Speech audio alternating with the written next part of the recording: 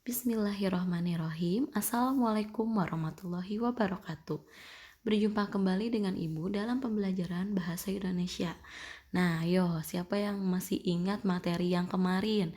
Kita telah belajar materi mengenai pengertian berita dan unsur-unsur yang ada dalam berita. Ada yang tahu unsur-unsurnya apa saja? Atau kita bisa singkat, yaitu dengan adiksi, Mbak.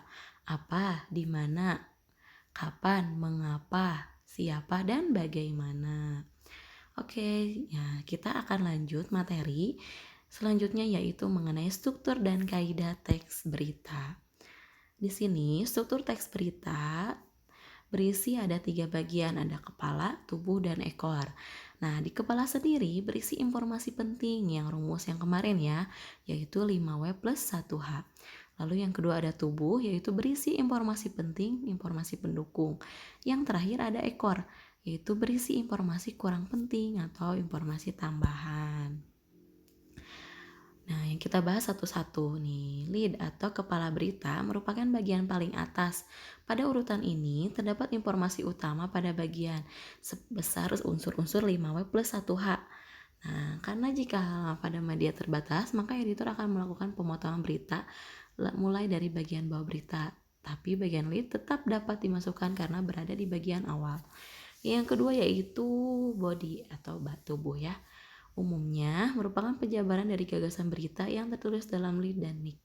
Penjabaran itu merupakan jawaban mengapa atau how, bagaimana. Lalu yang ketiga ada, boleh dilanjutkan atau kita lihat ekor. Kenapa kurang penting?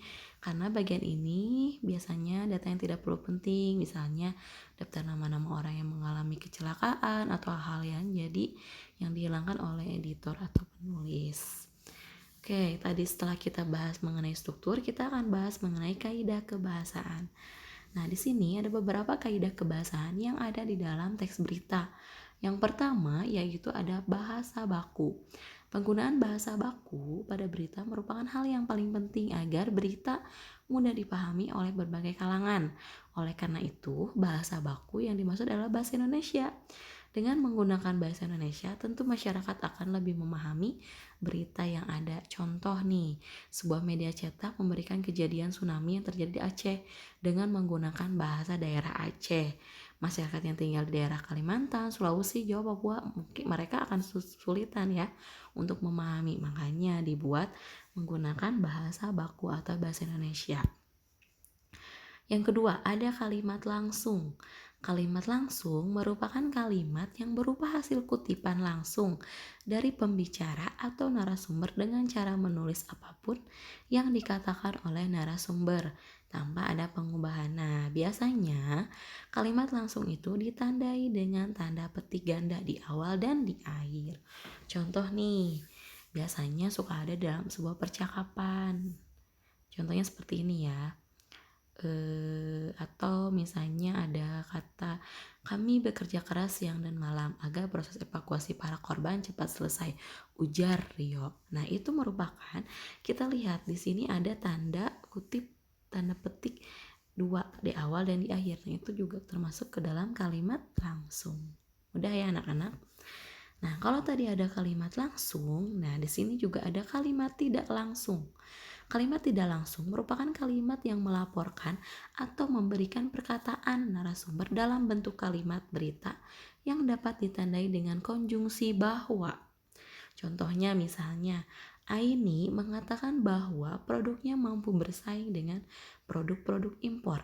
Sejumlah staf HRD di perusahaan itu menyatakan bahwa mereka siap membantu mengembangkan perusahaan itu. Nah, itu berarti kalimat yang tidak langsung. Kita bedakan saja, tidak ada tanda kutip di awal dan di akhir. Juga pertanyaannya bukan langsung dari ucapannya. Yang keempat, ada konjungsi temporal dan kronologis. Kita bandingkan ya. Kalau konjungsi temporal adalah konjungsi kata hubung yang menunjukkan waktu seperti sejak, awalnya, akhirnya, setelah, dan lain-lain. Kalau misalnya konjungsi menunjukkan kronologi berarti urutan kejadian. Contohnya, hujan yang turun sejak pukul 5 dini hari tadi telah menimbulkan banjir. Setelah mobil sedan tersebut oleng ke kanan dan menabrak batas jalan. Akhirnya, nah itu merupakan contoh konjungsi temporal atau kronologis. Yang kelima ada keterangan waktu dan tempat. Keterangan waktu dan tempat merupakan kelengkapan suatu berita yang berhubungan dengan waktu dan tempat terjadinya peristiwa. Contohnya ya, sudah jelas. Misalnya waktunya di mana, waktunya jam berapa, tempatnya di mana. Kayak gitu ya, misalnya contoh minggu tanggal 10 bulan 12 2019 yang tadi terjadi kemacetan parah di sekitar alun-alun Kota Batu. Nah, itu merupakan contoh salah satu keterangan waktu dan tempat. Yang keenam yaitu kata kerja mental. Kata kerja mental adalah kata kerja yang berkaitan dengan kegiatan pikiran. Kata-kata yang dimaksud seperti berencana, memikirkan, berharap, membayangkan, menduga, mencurigai, dan lain-lain. Contohnya misalnya, pemerintah berencana membangun bendungan di beberapa daerah. Berarti yang masuk kata kerja mentalnya apa?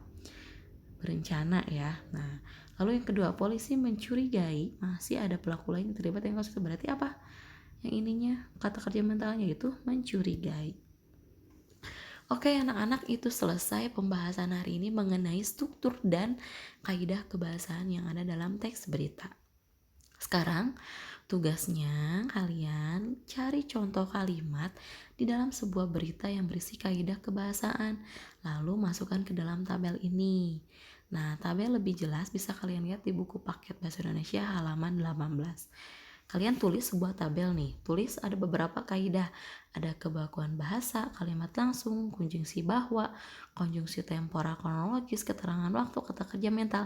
Kalian cari contoh kalimat di berita-berita yang misalnya boleh yang kemarin kalian cari, yang minggu kemarin tugasnya, atau berita-berita yang ada di dalam buku ya. Misalnya kebakuan bahasa berarti cari kalimat yang menggunakan bahasa Indonesia. Lalu yang kedua kalimat langsung dengan ditandai tanda petik di awal dan di akhir. Konjungsi bahwa berarti kalimatnya harus ada kata bahwa. Konjungsi temporal kronologis berarti menandakan misalnya sejak, awal, akhirnya gitu ya. Lalu keterangan waktu dan tempat, misalnya pada hari Minggu, misalnya tanggal berapa, jam berapa. Lalu kata kerja mental yang berisi sebuah dari pikiran. Mudah ya anak-anak, bisa dipahami, materinya silahkan ditulis, tugasnya dikerjakan seperti biasa, tugas dikirim via Google Classroom atau WA Group. Terima kasih, tetap semangat belajarnya, jangan lupa berdoa. Wassalamualaikum warahmatullahi wabarakatuh.